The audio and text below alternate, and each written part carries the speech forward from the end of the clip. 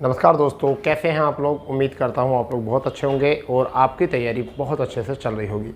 जैसे कि आपको पता है UP से जुड़े सभी अपडेट लेकर हम आपके सामने उपस्थित होते हैं और उसी बीच आज जो UP का अपडेट है वो बहुत यूनिक अपडेट है आपके लिए, क्योंकि ये अपडेट आपको काफ़ी ज़्यादा हेल्प करेगा आपकी प्रिपरेशन में। क्योंकि काफ़ी बच्चे जो हैं पढ़ाई छोड़ चुके हैं, कुछ बच्चे जो है पढ़ाई में मन नहीं लग रहा है, परंतु जब तक आपको कोई टारगेट नहीं मिलता है, जब तक उसे अचीव करने के लिए आप तैयारी में नहीं आते हो। तो मैं जैसे बता रहा हूँ आपको, चुनाव समाप्त और परीक्षाएं शुरू।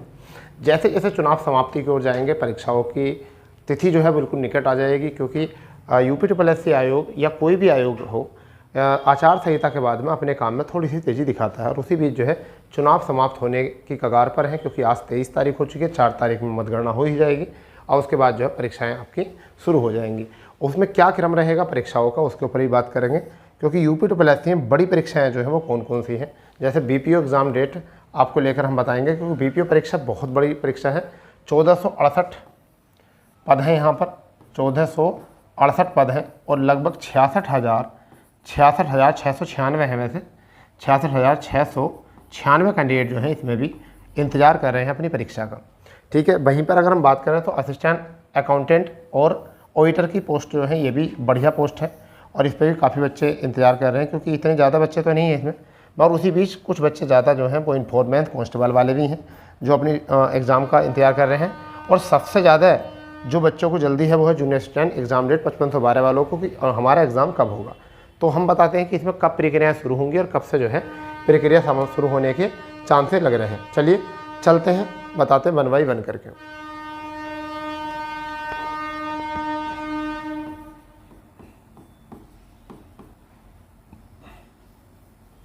हम कह सकते हैं कि आपका परीक्षा कार्यक्रम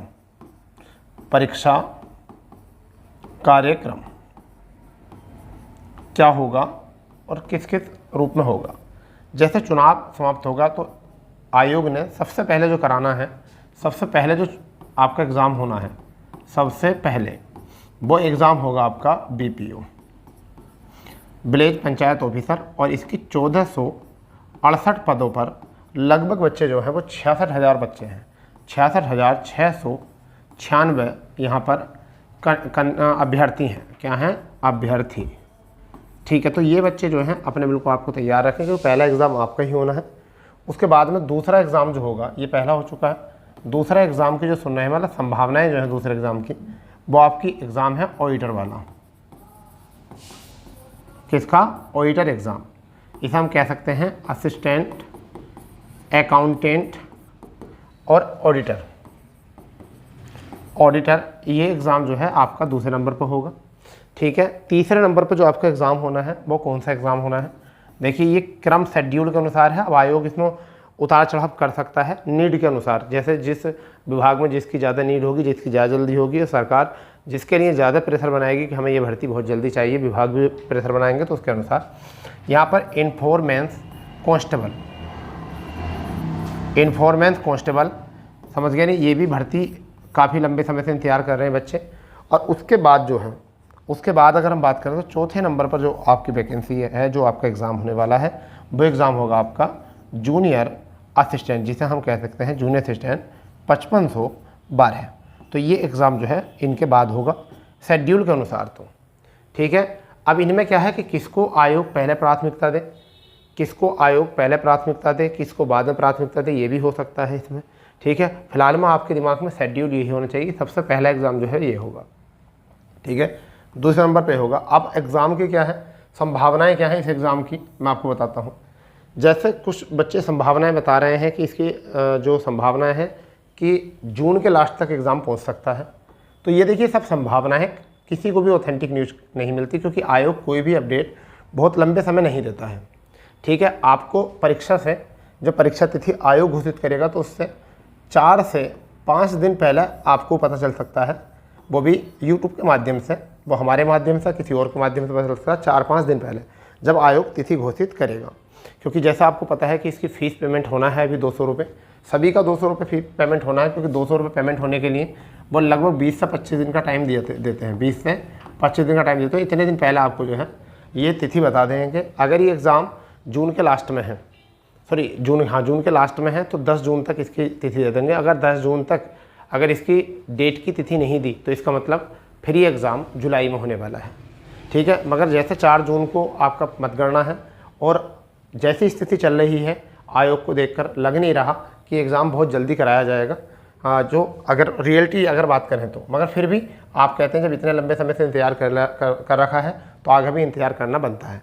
उसी के बाद में ऑडिटर वैकेंसी बहुत जल्दी, देखिए एग्ज़ाम तो होंगे लगातार होंगे, एक मतलब ऐसा मान चलिए 7 दिन 8 दिन 6 दिन इतने दिन का गैप होगा इन एग्ज़ाम में बहुत जल्दी, क्योंकि ज़्यादा बच्चे इसमें हैं नहीं, समझे, ज़्यादा बच्चे इसमें हैं नहीं, बहुत कम बच्चे हैं। और फिर जाकर जो है एजेंसी जो है बाद में जो है वो जूनियर स्टैंड 2,43,000 लगभग बच्चों का जो है एग्ज़ाम ये कराएगी। ये सबसे बड़ा एग्ज़ाम होगा हमारा, ठीक है। इसके बाद अगर हम बात करें तो इसी बीच में जो जब ये इधर एग्ज़ाम चलेंगे तो उसी बीच जो है फॉरेस्ट गार्ड और स्टेनोग्राफर की भी शॉर्ट लिस्ट आ जाएगी। जब ये एग्ज़ाम चलते होंगे मतलब अभी हाल फिलहाल में, तो इस बीच में जो है जैसे अगले सप्ताह जो है, अगले सप्ताह या अगले मंथ हम जून माह में देख सकते हैं फॉरेस्ट गार्ड का शॉर्ट लिस्ट देख सकते हैं, संभावना यही है। और फिर देख सकते हैं हम स्टेनोग्राफर का देख सकते हैं, ठीक है। 333 पोस्ट थी इसमें। तो इनका एग्ज़ाम जो है वो कब होगा, इनका एग्ज़ाम होगा जूनियर असिस्टेंट 5512 के बाद जो है वो किसका होगा, वो होगा फॉरेस्ट गार्ड वाला होगा। और फिर उसके बाद में किसका होगा, स्टेनोग्राफर का होगा। ये बड़े एग्ज़ाम है जो लाइट में है, ठीक है। इस बीच में छोटे एग्ज़ामों को भी छोटे परीक्षाओं के एग्ज़ाम्स भी कराए जा सकते हैं, यानी कि छोटे एग्ज़ाम भी इस बीच में कराए जा सकते हैं, ये भी है।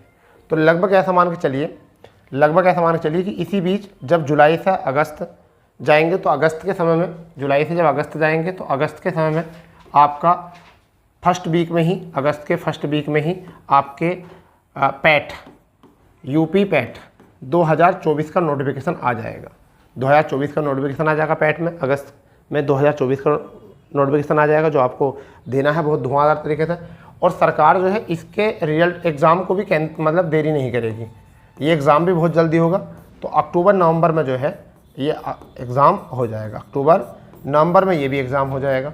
तो ओवरऑल अगर हम बात करें तो लगभग चुनाव के बाद में 8 बड़ी परीक्षाएं जो हैं आयोग की दृष्टि में रहेंगी। 8 बड़ी परीक्षाएं जो है आयोग की दृष्टि में रहेंगी, जो बहुत जल्दी ही कराने का निर्णय आयोग लेगा, जिसके लिए एजेंसी से बात हो गई है, ठीक है। ठीक है, और सारे काम जो है बिल्कुल तैयार हैं। बस चुनाव की आचार संहिता हटते ही उसके बाद जो है आयोग भी काम पर लग जाएगा। तो फिलहाल मैं आपको पहले बता चुका हूँ, जैसे आयोग अपने पीछे अपनी मंशा बना रहा है, तैयारी कर रहा है, ऐसे आप भी अपने एग्ज़ाम के लिए तैयारी में लग जाइए, तैयारी कर लीजिए। क्योंकि ऐसा होता है काफ़ी लंबे समय से ही तैयारी हो पाती है, ऐसा नहीं कि आपको डेट पता चल जाए फिर आप तैयारी करोगे। और जो बच्चे ये सोचते हैं कि डेट हमें मिल जाए फिर हम तैयारी करें, तो वो कभी उनका नंबर तो आता नहीं है। वो केवल डेट पूछने वाले कैंडिडेट होते हैं, उनका नंबर नहीं आता परीक्षा में। क्यों? क्योंकि वो तत्काल ही मेहनत करते हैं। और जो बच्चे काफ़ी लंबे समय से तैयारी करके चलते हैं, अपना पीछे शेड्यूल बना के चलते हैं, तो उनको डेट की आवश्यकता होती नहीं है, क्योंकि उन्हें पता होता है कि भाई अगर 10 दिन भी मिल रहे हैं तो हमारे जो है वो सिलेबस में हमारे सुधार ही हो रहा है, तो उनको डेट की आवश्यकता होती नहीं है। उन्हें लगता है कि ज़्यादा सोचने से भी उसी डेट पे एग्ज़ाम होना है जिस डेट पर होगा, और नहीं सोचेंगे, उस सोचने के समय में अगर पढ़ाई करेंगे तो उसी समय पर एग्ज़ाम फिर भी होना है। तो इसमें पढ़ाई में सुधार हो सकता है, ना कि डेट में सुधार हो सकता है हाथ मलने से। तो इसलिए बस आपको यही समझाया जाता है कि एग्ज़ाम जैसे ही चुनाव समाप्त होगा उसके बाद एग्ज़ाम शेड्यूल लग जाएगा, ठीक है। और उसी बीच में जो है आप जब तक ही आपके पास टाइम है, फिर बैक टू बैक जब एग्ज़ाम होंगे आपके, कुछ बच्चों के 3-3 जगह शॉर्ट लिस्ट हो रखे हैं बच्चे, तो फिर आप परेशान हो जाओगे, फिर कहोगे अरे भाई हम क्या करें। तो इसलिए बड़ी दिक्कत में फंस सकते हो। इसलिए कोशिश ये करो कि आप अपनी तैयारी पर फोकस करें। और 1 माह आपके बीच में है, 1 या 1.5 माह मान के चलिए आपके बीच में है, जो आपकी परीक्षा के बीच में है। फिर लगातार आपकी परीक्षा आएंगे, जब परीक्षा आएंगी तो फिर आपको 10-8 दिन कोई अंतर नहीं दिखता कि एक परीक्षा के बाद 8-10 दिन यूँ ही निकल जाते हैं दूसरी परीक्षा के लिए। तो लगातार एग्ज़ाम होने हैं फिर, क्योंकि एजेंसी जो हायर की जाती है वो एजेंसी ज़्यादा लंबे समय तक रुकती नहीं है, जल्दी एग्ज़ाम कराकर फिर रिजल्ट जो है वगैरह बनाने में लग जाते हैं, ठीक है। चलिए जैसे भी किसी का अपडेट आता रहेगा मैं आपको बताता रहूँगा, परंतु फिर भी आप अपनी तैयारी में लगिए, ठीक है। जैसा भी होगा हम आपको ज़रूर बताएंगे, क्योंकि यूपी ट्रिपल एस से जुड़े अपडेट जो है हम समय समय पर आपके लिए लाते रहते हैं। तो अगर आप भी चाहते हैं यूपी ट्रिपल एस से जुड़े सभी अपडेट जानना, तो चैनल को सब्सक्राइब करके बेल आइकन ऑन कर दें, जिससे कि आपको सभी प्रकार की जानकारी जो हमारे द्वारा मिली हुई आप तक पहुँच जाए, ठीक है। तो मिलते हैं अगले अपडेट पर, जब तक के लिए जय हिंद, जय भारत, वंदे मातरम।